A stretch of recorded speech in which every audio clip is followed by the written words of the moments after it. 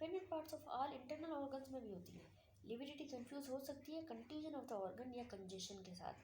तो डिफरेंसेस जो है ना वो मेंशन 7.9 वाली टेबल में है। अब पहले वो डिफरेंसेस देख लेते हैं। इसमें देखें फीचर देखें तो पोस्टमार्टम लिविडिटी का कॉज क्या होता है कि उसमें पैसिव एक्यूमुलेशन हो रही होती है ब्लड की इन द वेसल, लेकिन कंजेशन में स्टेसिस होती है या वास्कुलर सिस्टम की स्टेसिस की, क्योंकि कोई पैथोलॉजी होती है। सिचुएशन जो है पोस्टमार्टम लिविडिटी हमेशा डिपेंडेंट पार्ट पे होती है, लेकिन कंजेशन जो है वो किसी भी पार्ट पे हो सकती है, किसी ऑर्गन भी इफेक्ट हो सकता है पैथोलॉजी वाला। स्वेलिंग और एडिमा लिविडिटी में नहीं होती लेकिन कंजेशन में होती है। नेचर ये लिविडिटी पोस्टमार्टम है लेकिन ये एंटीमॉर्टम है। कट सरफेस में से oozing of the blood lividity में मिलेगी, लेकिन एक्सुडेशन होगी फ्लूइड की mixed with the blood from the cut surface. मतलब फ्लूइड इस कंजेशन में एक्सुडेट होता है और उसके बाद फिर ब्लड आता है कट सरफेस, लेकिन उसमें से ऊजिंग होती है, इसमें exudation. Dependent part of the intestine जो है ना शो करता है लिविडिटी, और ये मिस्टेकन हो सकती है इंटेस्टाइनल इन्फेक्शन या इंटेस्टाइनल स्ट्रेंगुलेशन के साथ। जब इंटेस्टाइन स्ट्रेच होती है तो हाइपोस्टेसिस अपीयर होती है to be discontinuous with alternate band of the pale area, जिसको हम लिविडिटी कहते हैं। इस तरह के पैटर्न को हम वेबाइसिस कहते हैं। वेबाइसिस ठीक है। 7.14 में देखिए, ये देखिए अब ये लूप है इंटेस्टाइन का, ये डिपेंडेंट पार्ट्स हैं with lividity on the dependent parts, ठीक है। तो फिर अल्टरनेट बैंड्स ऑफ लिविडिटी बन जाते हैं stretched intestines. Glove and stock lividity पे आते हैं। ये डेवलप करती है in the body that remain vertical after the death. As for example कैसे कोई लटका हुआ है, अगर बॉडी सस्पेंडेड है वर्टिकली कंसिडरेबल टाइम के लिए, तो फिर लिविडिटी ज़्यादा मार्क्ड होगी dependent part of the body, जैसे पैरों पे, legs, hands, distal part arms के। इस तरह का पैटर्न लिविडिटी का हाथों के ऊपर आता है ग्लव्स की तरह, पैरों के ऊपर स्टॉकिंग्स की तरह, तो उसको हम ग्लव एंड स्टॉकिंग लिविडिटी कहते हैं। 7.15 एंड 16 में ये है लिविडिटी ऑन हैंड, ये है लिविडिटी लेग एंड फीट। ये वाला भी देख लें आप। ये lividity appear on the dependent part of that is over the back supine position में। Lividity occur on the dependent part front पे भी हो सकती है प्रोन पोजीशन हो, और डिपेंडेंट पार्ट इसमें लेटरल पोजीशन है। पोस्टमार्टम लिविडिटी जो है वो अपीयर नहीं होती ओवर द स्कार या स्कार्ड एरिया, जैसे कि ये एरिया डिवॉइड होते हैं ब्लड वेसल्स के, इस वजह से। फैक्टर कौन से इन्फ्लुएंस करेंगे? फॉलोइंग फैक्टर इन्फ्लुएंस करते हैं appearance of the postmortem lividity. सबसे पहले पोजीशन, यानी फिक्स जो अनडिस्टर्ब पोजीशन होगी ना वो ज़रूरी होती है लिविडिटी की बनने के लिए। दस कांस्टेंट रोटेटिंग हो रही है बॉडी की, लिविडिटी नहीं बनेगी। हेमरेज की बात करें तो अगर बंदे को बहुत सारा हेमरेज हो रहा है या हेमरेजिक शॉक में, तो पोस्टमार्टम लिविडिटी नहीं बनेगी। अनीमिया में जो है अगर मर गया है सफरिंग अनीमिया, तो फिर डिफिकल्ट है कि वो लिविडिटी बने।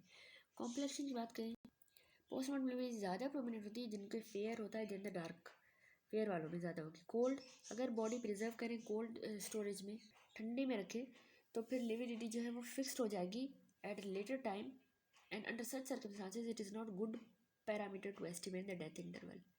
अब मेडिको लीगल इंपॉर्टेंस देखिए तो presence of postmortem lividity is a sign of death हो गया है। इसकी ये इंपॉर्टेंस है, पोस्टमार्टम लिविडिटी की डेथ हुई है, टाइम सिंस डेथ हमें पता चलेगा। From the distribution of the postmortem lividity relative position body की आइडेंटिफाई हो सकती है। कॉज ऑफ डेथ पता चलेगा क्योंकि colour of the postmortem lividity से।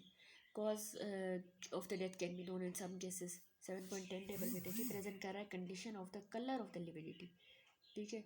इसमें लिखा है कि कार्बन मोनोऑक्साइड में पिंक कलर होता है क्योंकि उसमें कार्बोक्सी हीमोग्लोबिन होती है, लेकिन साइनाइड में जो है जो वो चेरी रेड अपीयर क्यों होता है क्योंकि बहुत ज़्यादा उसमें ऑक्सीजनेट ब्लड होता है, और फ्लोरो एसीटेट में भी बहुत ज़्यादा ऑक्सीजनेट होता है, इसलिए पिंक या चेरी रेड अपीयर होता है।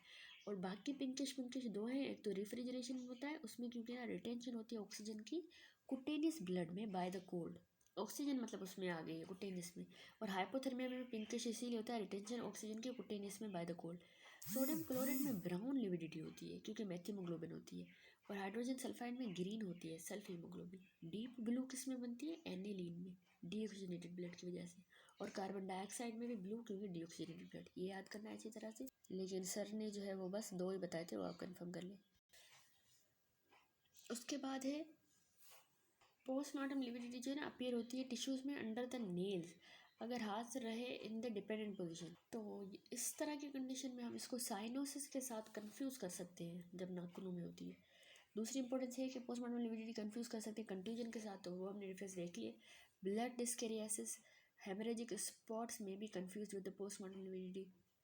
लो ambient temperature normally bluish purple postmortem lividity adopt करती है ब्राइट रेड या pink colour due to the resaturation haemoglobin की विद द ऑक्सीजन।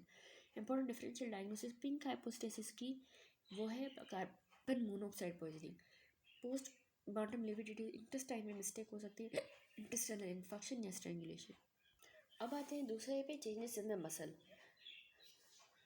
मरने के बाद सॉर्ट ऑफ चेंजेस आइडेंटिफाई हुए मसल में और ये चेंजेस फॉलोइंग है। 7.17 में देखिए, डेथ के बाद प्राइमरी रिलैक्सेशन होती है, राइगर मोर्टिस होता है और उसके बाद सेकेंडरी रिलैक्सेशन होती है।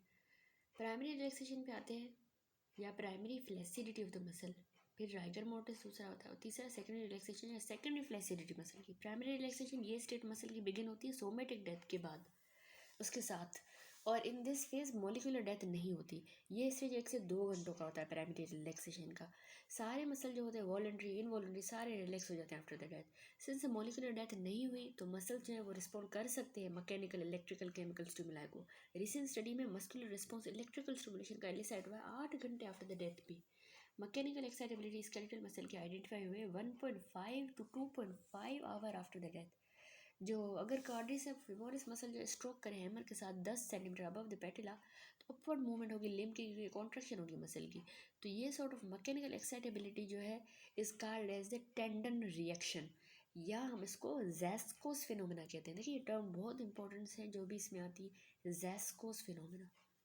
पेरिस्टालसिस हो सकती है इंटेस्टाइन में विद सीलिया मूवमेंट होगी इंटेस्टाइनल सेल्स की। प्यूपिल्स रिएक्ट करेंगे एट्रोपिन को या फाइजोस्टिग्मिन को। इस स्टेज में मसल रिलैक्सेशन एल्कलाइन होती है और एनाएरोबिक एक्टिविटी जो है सेल्स में कंटिन्यू रहती है। राइगर मोर्टिस पे आते हैं तो इसका सिनोनिम है कैडावरिक रिजिडिटी। राइगर यानी rigidity mortis of the death. Definition की बात करें तो देखिए राइगर मोर्टिस स्टेट होती है मसल की ऑफ द डेड बॉडी जब वो स्टिफ हो जाए with some degree of the shortening जो फॉलो करती है पीरियड ऑफ प्राइमरी फ्लेसिडिटी। मतलब कि स्टेट है बॉडी के सारे मसल स्टिफ हो जाते हैं, थोड़ी सी शॉर्टनिंग होती है जो कि प्राइमरी फ्लेसिडिटी के पीरियड के बाद होती है, stiff and shortening. Rigor mortis stiffening है मसल की after the death. Along with stiffening में तो मसल शॉर्टनिंग होगी फाइबर की, एल्बर्ट स्मॉल है भी नोटेड। जब राइगर मोर्टिस डेवलप कम्प्लीटली हो जाता है तो बॉडी और जॉइंट स्टिफ हो जाते हैं with flexion attitude of the upper limb muscle. अब ये फिगर देखिए इसमें अपीयरेंस राइगर मोर्टिस की इन द बॉडी नोट करें, जॉइंट जो है वो स्टिफ हो गए और इंटायर बॉडी जो है वो प्लेस है over small top of a table with maintaining the posture of the trunk and the lower limbs. इतनी स्टिफ हो गई है। तो अपीयरेंस राइगर मोर्टिस की इंडिकेट करती है death of the individual cells, यानी कि मॉलिक्यूलर डेथ भी हो गई है। फॉरेंसिक एनाटॉमी और फिजियोलॉजी मसल की देखिए। पहले कि हम प्रोसीड करें मैकेनिज्म की तरफ, ये वो थे revising the basic feature muscle की और उसकी फिजियोलॉजी।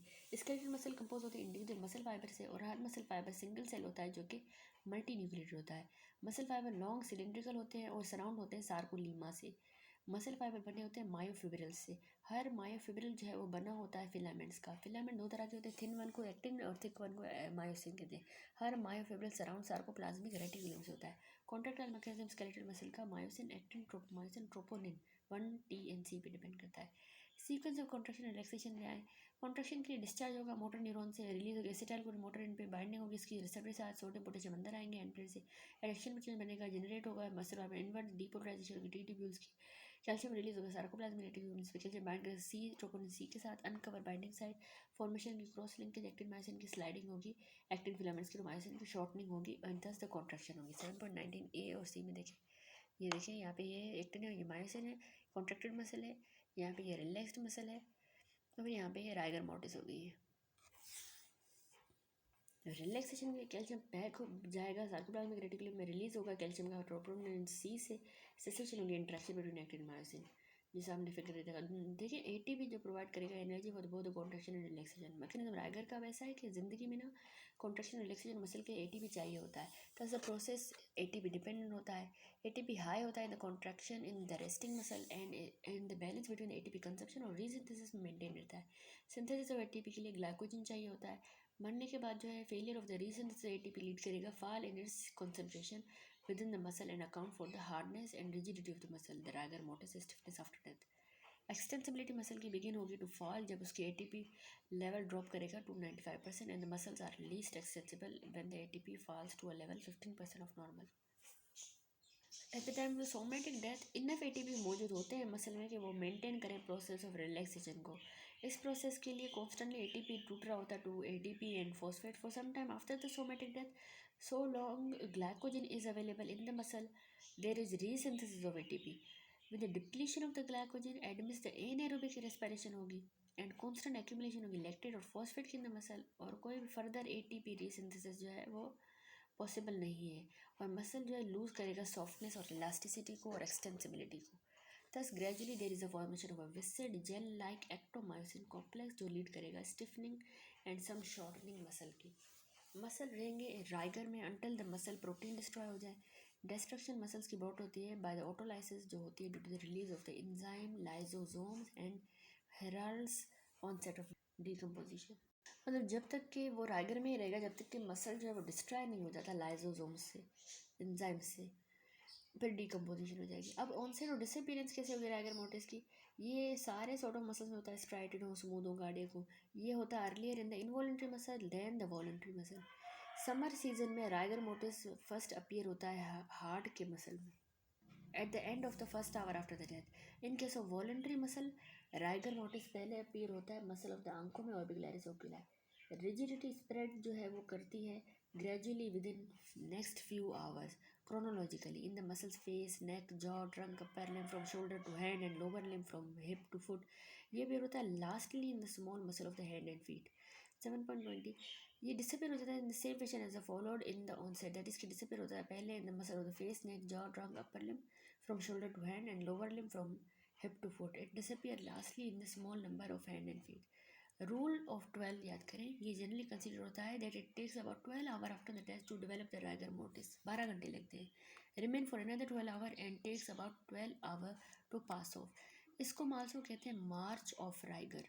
7.12 में देखिए ये बना हुआ है 7.21 में मार्च ऑफ राइगर ये है. देखिए time since the death in hours. ये ओनली जनरलाइज कैटेगराइजेशन है एंड अपीयरेंस एंड डिसअपीयरेंस जो है वो डिपेंड करती है on the number of the factor. India में even different states show considerable difference. Appearance और डिसअपीयरेंस राइगर मोटिस की नोट की गई in the recent study conducted in India and is present in 7.11. इसमें देखें अप्रैल से जून तक जो है वो अप्रैल मई जून 11 घंटे 25 मिनट 28 घंटे 25 मिनट. जुलाई टू सितंबर जो है इन महीनों में 17 घंटे 15 मिनट, मतलब ये देखिए टाइम ज़्यादा हो गया. और अक्टूबर से दिसंबर में 16 घंटे, अब कम हो गया, ठंडक है.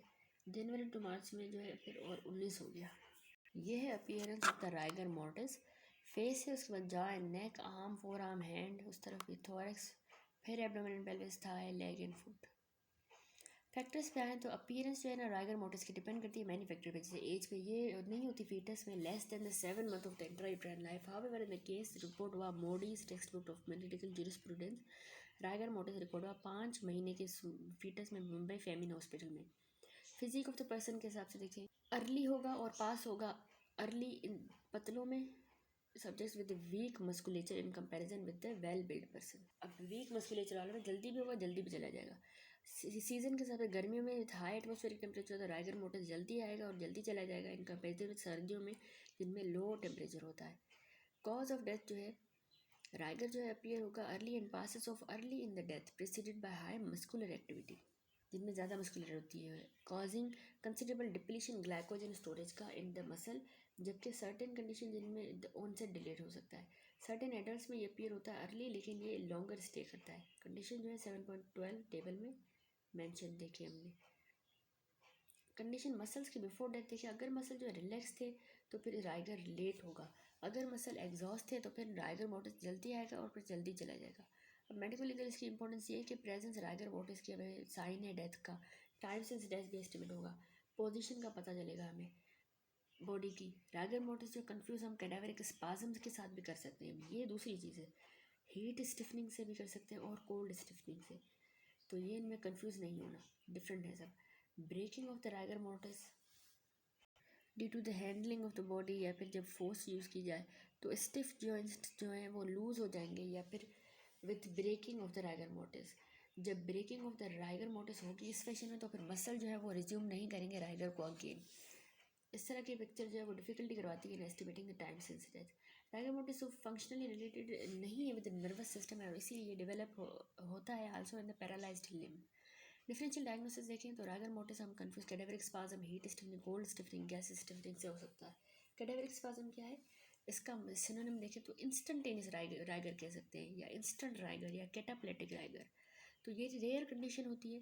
कैडावरिक स्पाज्म स्टेट है जब मसल या group of muscle instead of going under the primary relaxation after the death sudden चले जाते हैं स्टिफनिंग में। पहले हमने कहा प्राइमरी रिलैक्सेशन होती है, वो नहीं होती है इनमें, तो ये फ़र्क है। Cause of this sudden stiffening जो है वो नहीं पता, लेकिन ये associated with violent death coupled with emotional disturbance eight the time of death. जब ये दो वजूहत, वायलेंट डेथ, इमोशनल डेथ, साथ आ जाए, यूजुअली आफ्टर डेथ होता है। मसल जो है वो प्राइमरी स्टेज ऑफ रिलैक्सेशन में जाते हैं, जबकि सर्टेन डेथ में कैडावरिक स्पाज्म होता है और muscles primary stage of relaxation नहीं जाते, स्टिफ हो जाते हैं the moment of death. For example drowning death में weeds, grass, mud, sand may be tightly grasped in the hand, or in the case of suicide में by shooting with a firearm, the weapon may be firmly grasped in the hand. Cadaveric spasm continue रहता है through the stage of the rigor mortis of the body, और फिर disappear होता है with onset. जब secondary relaxation होती है तो फिर खत्म हो जाएगा।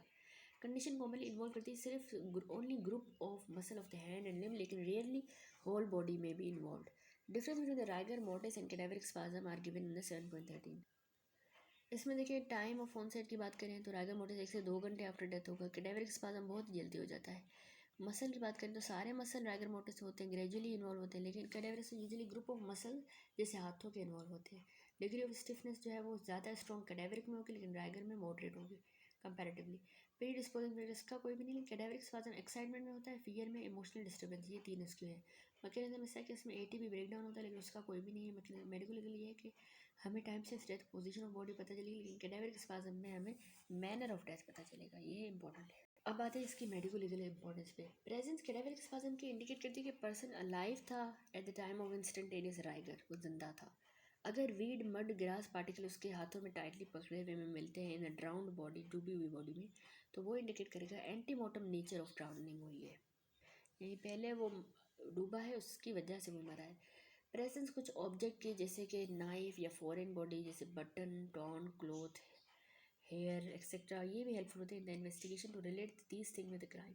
अब आते हैं हीट स्टिफनिंग पे, इससे भी हमने कंफ्यूज नहीं करना राइगर मोटिस को। जब बॉडी ना सब्जेक्ट होती है टू टेम्परेचर जो 65 से ऊपर हो तो रिजिडिटी हो जाएगी बॉडी में। ये रिजिडिटी ना कोएगुलेशन हो जाती है मसल प्रोटीन की, उसकी वजह से होती है, causing the contraction of the muscle. इस तरह की हीट स्टिफनिंग एसोसिएटेड बर्न में होती है, हाई वोल्टेज इलेक्ट्रिक बर्न में। स्टिफनिंग रिमेन रहती है अंटिल कि मसल और लिगामेंट सॉफ्ट हो जाएं ड्यू टू डीकम्पोजिशन, और फिर इस तरह के स्टेट में राइगर मोटिस नहीं होता, याद रखें। इसका डिफरेंस और हीट स्टिफनिंग और राइगर का जो है वो 7.14 टेबल में गिवन है। देखिए राइगर मोटिस पोस्टमार्टम में होता है, लेकिन हीट स्टिफनिंग जो एंटीमार्टम भी हो सकती है, पोस्टमार्टम भी। डिग्री की बात करें तो राइगर हमने कहा मॉडरेट होता है, हीट स्टिफनिंग हाई हो सकती है। मैकेनिज्म उसका एटीपी हमें पता है, उसका coagulation of muscle. Associated factor उसमें कोई भी नहीं है, लेकिन sign of exposure to the heat will be present. For example इसमें बर्निंग, ब्लिस्टर या हीट रप्चर मिल सकता है। अब कोल्ड स्टिफनिंग क्या है, जब बॉडी सब्जेक्ट होती है फ्रीजिंग टेम्परेचर तो टिश्यू फ्रोज हो जाते हैं, स्टिफ हो जाते हैं। फ्रीजिंग जो है ना वो सॉलिडिफिकेशन करा देती है बॉडी फ्लूइड्स एंड फैट की, जाहिर सी बात है फैट और फ्लूइड सॉलिडिफाई हो जाएंगे। इस तरह की कोल्ड स्टिफनिंग जो है वो राइगर को सिमुलेट करती है, उसमें नहीं होगा, हीट वाली में इसमें होगा। अगर सच बॉडी रीवार्म करे तो फिर स्टिफनेस डिसअपीयर हो जाएगी, और फिर after that rigor mortise start हो जाएंगे। गैस स्टिफनिंग क्या है, दिस सॉर्ट ऑफ स्टिफनिंग होती है डेड बॉडीज में showing the science of decomposition. Due to decomposition false rigidity produce होती है इन द बॉडी, क्योंकि ना गैसेस एक्यूमुलेट हो जाती हैं टिश्यूज़ में। अब हम आते हैं हमारा last step which is secondary relaxation muscle की। इसमें ना सेकेंडरी रिलैक्सेशन मसल की होती है जो राइगर के बाद होती है, और चेंजेस जो हैं वो आते हैं by the action of the alkaline medium जो प्यूट्रीफेक्शन की वजह से प्रोड्यूस हुआ है। यहाँ में मसल्स नरम हो जाते हैं और फ्लैक्सिड हो जाते हैं। मसल रिएक्शन अल्कलाइन होता है, response to the mechanical, electrical या केमिकल स्टिमुलाई नहीं होता। Difference between primary relaxation secondary relaxation muscle जो है वो 7.15 टेबल में गिवन है। देखिए प्राइमरी वाली इमीडिएट आफ्टर डेथ हुई, सेकेंडरी वाली ना डिसअपीयरेंस ऑफ द राइगर के बाद हुई, जब डीकम्पोजिशन स्टार्ट होती है तब होती है। अब मोलिकुलर डेथ जो है वो उसमें तो नहीं होगी प्राइमरी रिलैक्सेशन में, लेकिन उसमें होगी सेकेंडरी में। रिस्पॉन्स टू स्टिमुलाई जो है प्राइमरी रिलैक्सेशन में नहीं होगा, लेकिन ये याद रखें कि सेकेंड रिलैक्सेशन स्टिमुलाई होगा to the response mechanical and electrical, और एसोसिएटेड फीचर इसमें कोई भी नहीं है, लेकिन इसमें साइन ऑफ डीकम्पोजिशन प्रेजेंट है। अब आते हैं डेथ का लास्ट टॉपिक, डीकम्पोजिशन।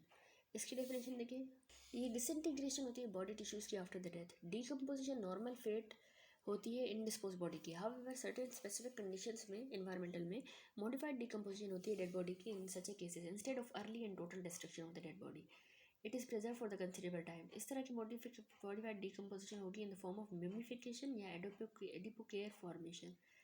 7.22 में देखिए, यानी इसमें instead of the early and total destruction के बजाय बॉडी प्रिजर्व रहती है कंसिडरेबल टाइम के लिए। तो इस तरह की मॉडिफाइड डीकम्पोजिशन मम्मीफिकेशन और एडिपोज फॉर्मेशन में होती है। अब ये देखें, यहाँ पे लेट चेंजेस हैं after the death. Modified decomposition में एडिपोज और मम्मीफिकेशन होती है, लेकिन डीकम्पोजिशन जो नॉर्मल होती है उसमें प्यूट्रीफेक्शन और ऑटोलाइसिस होती है। दोनों की वजह से स्केलेटनाइजेशन होती है। स्केलेटनाइजेशन कंप्लीट डिसोल्यूशन भी हो सकती है या फॉसिल फॉर्मेशन भी हो सकती है।